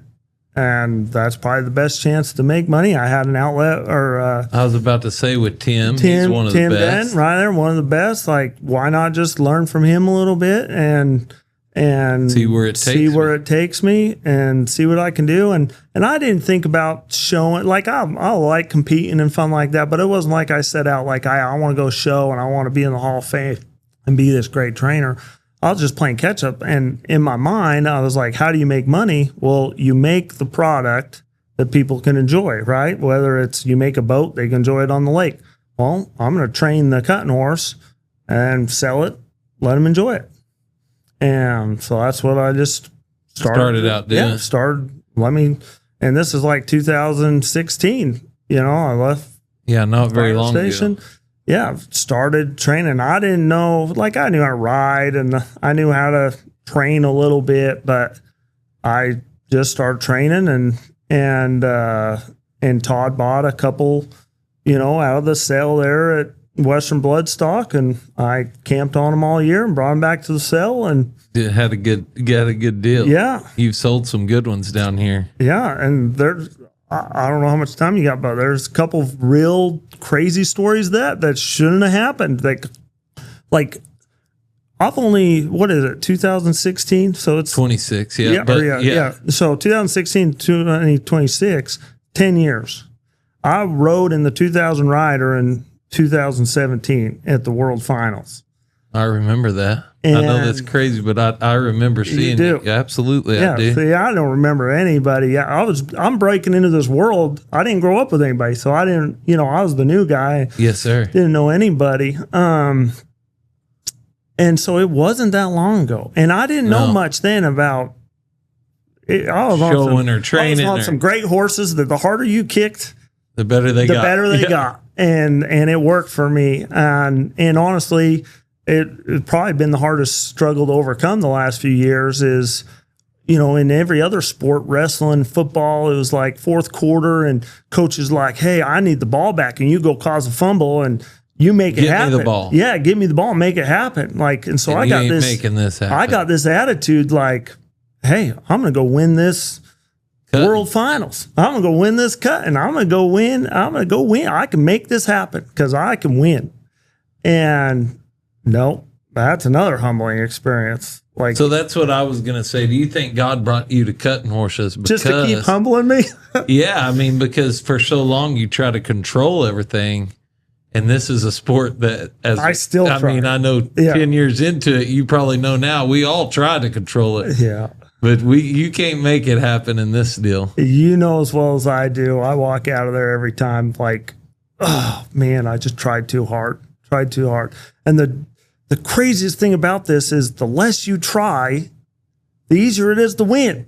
And it's so frustrating. Right. It's like the less I try in that show pen, the easier it is, the bigger your scores get. And I'm just like, this is the dumbest sport ever. Like Thanks, you're one of the toughest. yeah, you're like, I don't have to try, like you just let it happen. And then I start seeing the peacefulness of it no, the better trained your horse is and the more you let work together and don't try and overpower it and take it in your own hands. You try and do it with the horse. That's the beauty and the dance behind it. The dance is when you're not trying to take it all on your shoulders and say, hey, I'll pack you. I'll do this. I know there's a lot of 3-year-olds we show you do have to pack around, but the best runs are when you're both on the same key and nothing's forced. Nothing's forced. It's funny how those runs can feel just so like I'm not doing nothing. I know they feel, and then they love it. And then that's what the true serotonin like that's like, wow, talk about feels great. That's a feeling. So anyways, start training these 2-year-olds, bring them back. First year, awful. Like, don't sell it. I think I sold the one for the same price we bought it for. And then Lord Have Murphy was the other one I had, and nobody bought it. And it was cutting. Like, he was hand down cutting. But I'm the new guy, nobody's watching, and so I have to keep it. And I keep it. But honestly, here I am questioning God again. Like, God, I'm trying. Like, hey, I got to make a living at this. Like, if we're going to do this, like, I want to do it. And, he don't answer your prayer. Nobody buys it. I try and sell them after the sale. Nobody buys it. And I'm just like, what's going on? Well, sure enough, spring of its 3-year-old year, I'm working at the Ogden show, and this owner walks up, Reg Hinsey, and says, that's a gorgeous horse. I'm like, well, it's for sale. And he's like, really? And I'm like, yeah. You looking for a 3-year-old? And he's like, oh my God, well, you are now. Yeah, and, exactly. I need somebody to buy this horse, man. I know. And I work out a deal to where, I got a price of $50,000 or whatever. And I'm like, hey, if you keep this with me and let me show it, $35,000, like, you can't find one cutting, 3-year-old like this. Like, try and find one. And I work out a deal that's too good to be true. And call me crazy, yeah, maybe, but I did it. And honestly, I've made more money off that horse than, because that horse won 70, 80,000 now. It's been Reg's most solid horse ever. Out of all the horses he's bought, he then had 15, like 2 years later, he has 15, 16 horses in training, sending me down here to Texas. Yes, sir. Like that one sale did more. A godsend. Yeah. Like, what are the chances? If that horse sells at the sale, I don't have that horse. I don't meet Reg. Like, you can't tell me this ain't God's hand guiding this story. And everything. Right? I love that. If now I get this one of the top clients in the industry, like, well, who's this kid? Weston with a client that's got 10 horses and we did buy horses for 25, 50,000 for a long time and try and get them to cut better, but now next thing you know, he's buying them for 150. Next thing you know, he's getting offers for 300 and turning it down.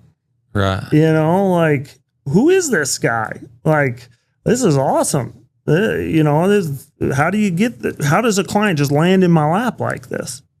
Well, okay, got it. I know. Yeah, like, once again, he's got his hand in it. Balenciaga. I go buy Balenciaga. Well, she wasn't even born yet. I buy the mom in Credit Cat because my Uncle Tim trained in Credit Cat. Absolutely. And he's like, you should go pick up this old broodmare and just breed her. You know, it'd be a good one for you to get some cheap ones coming and everything. And I remember seeing a Once in a Blue Boone when they first started coming out with the cool logos and everything. And it was, and I'd always loved a roan horse, even though every freaking time they're in Billings, you'd get bucked off those stupid roans. They were the worst ones, you know, but I always loved a roan. So I was like, let's breed Once in a Blue Boone to Incredicat. And she's born there, and my family, you know, we raise her. She's out. They got pictures with the kids out, and you wouldn't have bought her as a yearling. Like, she was pot bellied and, you know, just kind of ugly and small, and like, you wouldn't have spent any money on her as a yearling. And I trained her, got her going, and then like halfway through her 2-year-old year, I started looking like I knew what I was doing. You know, like, people would be like, what's this horse? Holy cow, you've done a good job. I'm like, I don't know what I'm doing, you know, but I've never had a horse that would take so much offense to when that cow would come at him. She would take it so personal. And I remember Tim being like, dude, you got to ease up. Like, she doesn't need to be stopping like that and turning that hard and, you know, like, being that, like, I'm like, hey, I'm not doing anything. Like, she just will break a hawk in the ground and turn around, and she's going to stop that cow. Like, it's not me, you know, and so we bring her down to the cell. There's a crazy entwined stories with this. So we bring her down to the cell, and I got her looking pretty good, but I bring her to Johnny Mitchell's like a month before the sale, because I come down and say, hey, Johnny, I got a real nice horse, you know.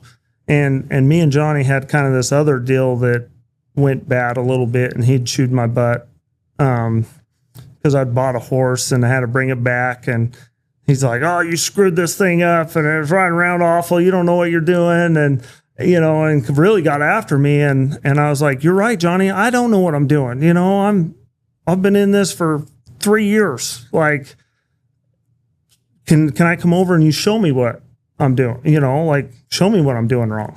And he was mad, like, you know, and I didn't know Johnny Mitchell from Adam, but he was pissed. He was talking to me like your linebacker coach was talking to you when you messed up. Like, yeah, you had him fired up. Oh man, he was fired up, and I was like, I really pissed this guy off.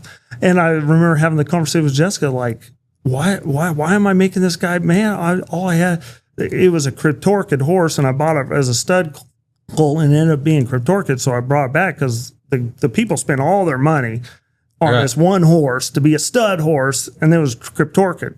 And I was like, oh, so it was everybody's fault. You know, it was my fault for not checking. Well, the vet did check, said he thought he felt too, and it was just a bad deal. But Johnny Mitchell being the stand-up Slate River, you know, bring him back, we'll give your money back, you know. So he took care of me the right way, but he didn't do it happily. He was like, oh, man, you know, you've really jacked this horse up. And so I go over there, and he lets me have it like a football coach would, you know, like, hey, you're sitting wrong, you're doing this, quit doing that, you know, oh, you're awful, you know, do this better. And I just took it, and I was just like, yeah, you just keep telling me what to do, I'll change. And so I took everything he said. I even wrote down, I remember writing it all down in the truck when I left, like, okay, he told me this, and I worked her like that for that month. And then we took her to the Phil Rapp's cell, and he was there, and he watched her work. And she was working good before. Like you could tell she was a good horse. Right. But when the Phil Rapp cell came, she was a real good horse. Like, she was waiting on her ends better and really covering that cow, and just everything was smoothed out, you know, and not so, you know me, not so rushed. And I was like, look at this, she dances, Johnny. He's all, yeah, right? Like, he's all, well, get rid of that crap. Like, they'll do that on their own. You don't got to try and make them do it. I'm like, okay. You know, that's all just me learning, you know. And he comes up to me after, and he's like, hey, you know, that horse is going to sell for some good money. You've made her look a lot better. You know, that's what people are looking to see. And so here, this guy, random guy, he doesn't have any invested in me, totally gives me a boost, probably a 5-10 years of knowledge that I gained in 1 or 2 sets, like totally changes how I'm riding. I went and got oxbow stirrups because he said I was leaning too much with my toes or whatever. And so the next 6 months I put oxbows on and I hated every minute of it. And I was like, this feels so bad, but it helped my riding, taught me how to ride better. And here he is, like, I don't think he knows how much he affected my training program and how much it helped me and how this was probably a bad scenario, where he could have hated my guts forever and told other people to hate my guts and ruin my name in the industry, where it ended up because I was humble and said, hey, let me have it. Tell me what you got. So that's what's cool, because Johnny is definitely one of the guys I look up to and follow. And I think that's so awesome, because in our industry, we're so lucky, guys like me and you, that our heroes or mentors in this, we have at our, just like that. He didn't know you. He was mad at you probably, even though it was all fine. But he said, you know what? Get your butt in here. You're about to get a lesson. Yeah. And he helped you. He helped me and helped me a lot. And so I take her into that cell ring and she rips around and she's looking good. And this is me. I've only sold horses for what I bought them for, for this cell. And she goes like 80,000. And I'm just like, holy cow, we did it.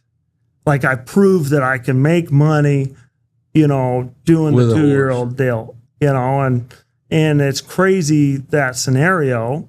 Well, we go back to the stalls and here Barney Mac Smith comes down. Now, I don't know him from Adam, I don't know who he is. And he acts like, well, who doesn't know him, right? And Beach Fork Ranch. Well, I don't know what Beach Fork Ranch is. Like, I'm up in Utah doing my thing, and I come down here once, I've only been here for 3 weeks and trying to sell horses. So, and he's just like, man, I think this is a great horse. I'm all, dude, I think it's the best horse I've ever rode for the cutting deal for sure.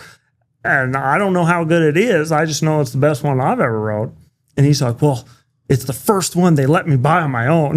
That's awesome. And I'm like, oh, sweet. I was like, well, good for you. And he's like, yeah, I better be good because I don't want to look like a fool. I'm like, oh, you're going to be fine. And sure enough, and the rest is history. A couple months go by, and next thing you know, I'm getting phone calls like, hey, what else you got? You got another sibling out of this? Well, yeah, I got an embryo. And what about the mom? Will you sell the mom? I'm like, well, yeah, I'll sell the mom. I'm like, let me get back to you. Let me talk to the owner, even though I was the owner. Yeah, exactly. And so I make a quick phone call to Tim. I'm like, hey, why are they calling to buy all this stuff? And they're like, well, they must be liking that mare. Balenciaga. Yeah. And I'm like, well, what do you even price something like, and anyway, so we negotiated all that out, and they bought the mom and bought the embryo,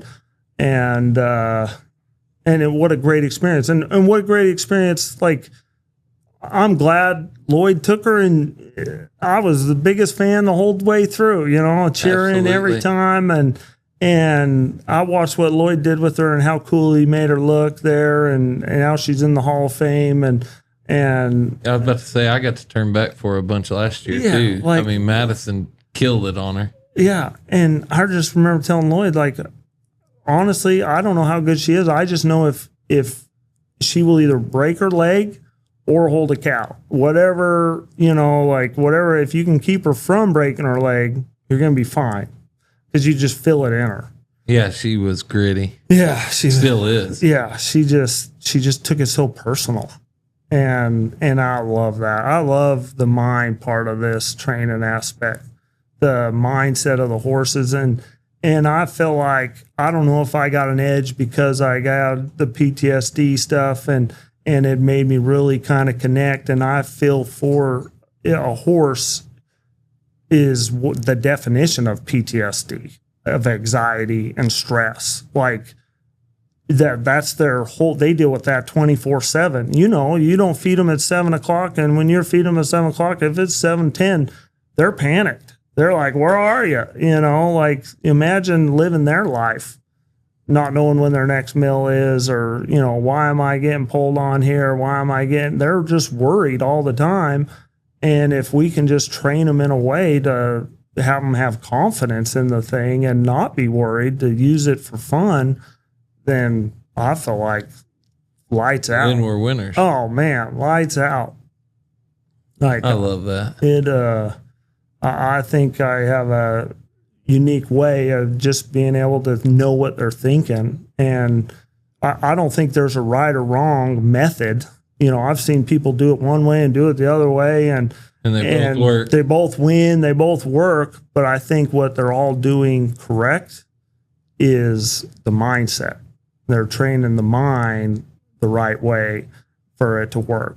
And that's where I think if people focus more on what this horse is thinking, instead of, oh, I just pull them around when they do this or do that. It's like, why is the horse doing it? And then what am I doing? I think the biggest question of a horseman should first be, what am I doing to make the horse do that? And I think if we can fix that, or adjust what we're doing to change the mindset, I think that's the quickest key, I feel like. I love that. So I got a question. If there was one saying that you had that you can leave with anybody today, if you were to leave today, what's your favorite saying, or what would you like to leave the world with?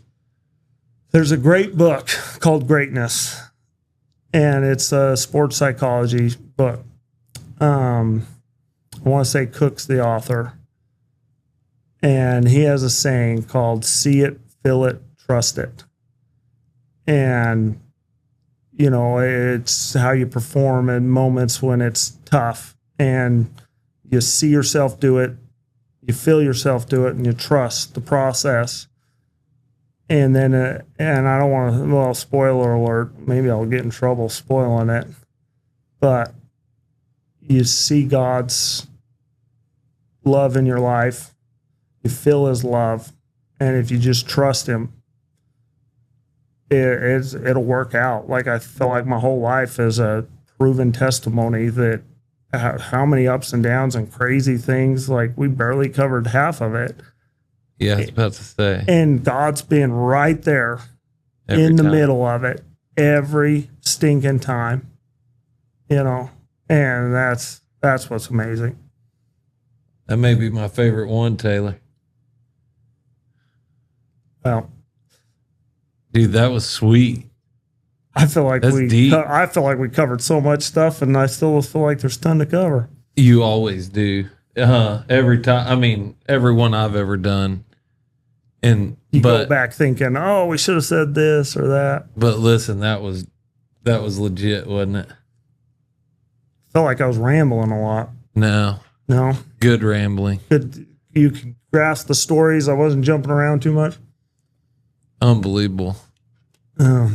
You're a good man. But I agree. We could sit here another 2 hours and just keep going, because it was like, it's so, like, there's so many. But to me, that story and that testimony, like, it's legit. And the main reason I come and do this, and it's funny how, like, the doubts creep in to your mind, you know, and you say, should you really do it? Should you not? Like, do you have something worth saying? Like, you haven't won any big accolades. You haven't done all this or that. And like you said, the arena doesn't define us. Yeah. And honestly, the main reason I came on is because I know that if I could inspire one person to overcome a little trauma in their life, or a little depression, or, you know, or a lot of depression, you know, if I could challenge one person or change one person, just how much better. Like, what a great opportunity. You know, hopefully a lot of people, but like, mental illness is such a sad thing. It is. It's such a sad thing and a hard thing to wrap your mind around. And it's a daily grind, a daily battle that there's help. You know, I say there's help, and it starts with God, and that's the secret ingredient. If you need more, add a little more God to it. I love that, dude. Well, thank you so much for coming on and sharing your testimony and your life and your story. And I want to thank your family for letting you come and do this, you know, because I love seeing them at the cut-ins. They're honestly, you're probably one of the favorite families that I see when you're riding to the herd and they got their signs or they're hooping and all that. Dude, there's nothing more that brings me joy than to see that. I love that we can do it as a family, you know? Absolutely. Like our first trip to the Super Stakes, I was down watching cows. Jessica was loping the one horse, right-handed. We bought off Tatum Rice. And our kid was up in the pack and play taking a nap, Ace. And so like nobody's watching him. Well, next thing we know, I'm done showing and Holly Royal is up there like he was diapers, you know, like just holding our baby, taking care of him. We don't know Holly Royal from nothing. And she's just like, oh, I thought somebody maybe left this child here. You know, I just wanted to take care of it. Like, well, and that's like, what's great. What a great family. What a the great whole custom association family. is like that. And I said, we've got some new clients that have a young child and they're like, what do y'all do with the kids during the show? And I'm like, well, listen, we just kind of turn them loose and whatever mom raise them. There's some moms back there and great they moms. all kind of switch out. Oh, absolutely, and dude. they'll correct them if they're wrong. And strong moms. And they'll give them a candy bar if they're hungry. Yeah. Exactly. They, great moms. Like what a great industry. You couldn't ask for better, you know. Like, absolutely. just keep that family. It's a good God-fearing industry. Yeah. And I love it. Yeah. And I love you for coming on here, man. I appreciate it. You're a good man. Thank you.